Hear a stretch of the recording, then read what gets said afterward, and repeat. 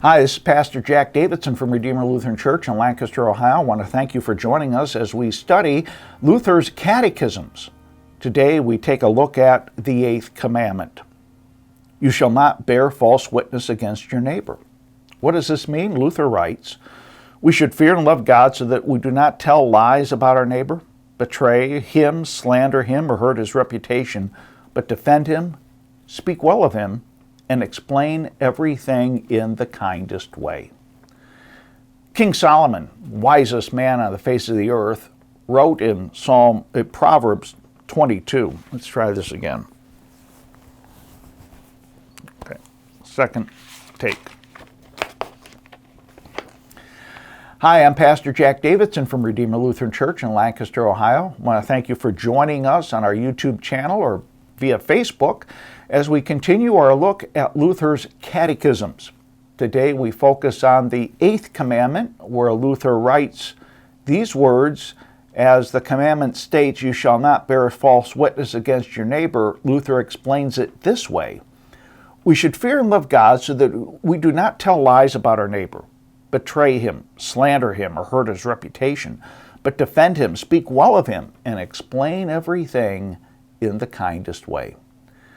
King Solomon, the wisest person to live on planet Earth, wrote a lot of wise sayings in the book of Proverbs. This is found in Proverbs 22. A good name is to be chosen rather than great riches, and favor is better than silver or gold. A good reputation is a great treasure. When you have a good reputation, you have a good name, a good label of what people think about you. A good reputation is the way others will look at you and think about you. Luther says that over and above our own body and spouse and temporal possessions, the other treasure that God gives to us is a good name, a good reputation. So this is the commandment. God doesn't want the reputation, the good name, the upright character of your neighbor to be taken away from him or diminished, just as God doesn't want us to steal the physical possessions of anyone else. See, God wants each and every person to stand in integrity. So on the one hand, this commandment applies to the public courts of justice. When an innocent person is accused, it's our duty to stand for the truth. We're to seek justice for our neighbor, justice for all. We shouldn't allow anyone to pervert the truth. Just as Isaiah writes, woe to those who call evil good and good evil, who put darkness for light and light for darkness, who put bitter for sweet and sweet for bitter. We're duty-bound to place the best construction on everything.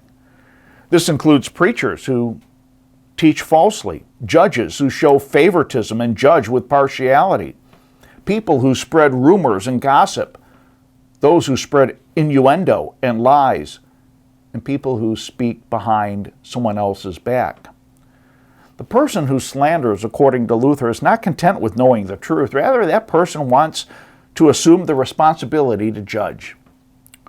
When a slanderer knows about a minor offense committed by another person, they want to make it known to everyone in the world. They're delighted to stir up trouble and are, as Luther says, like pigs, delighting to roll around in the muck. God wants this type of behavior to stop. Don't deal in rumors or hearsay. If you're called before the proper authorities to tell the truth, such as in a court of law, it's our duty to tell the truth.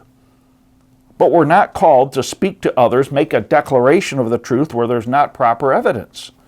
If it doesn't build up our neighbor, it harms him and shows him no love. Luther explains it this way. If something is secret, it should remain a secret, or at least the wrong be rebuked in private, not in public for everyone to hear. But when a sin is done publicly, so that the judge and everyone knows it, Luther says you may publicly testify about the wrongdoer. For when something's done in public, it's in the daylight for everyone to see. There's no false judging or false testifying. Luther sums it up with this statement: let no one do any harm to his neighbor with his tongue, whether friend or foe. Don't speak evil of a person, no matter how true or false, unless it's demanded by law or it's for his reformation. Speak well of everyone. For whatever you wish that others would do to you, you are also to do to them. The greatest harm you can inflict on a person is with your tongue. So guard your tongue and use it to bless your neighbor, even as God blesses you.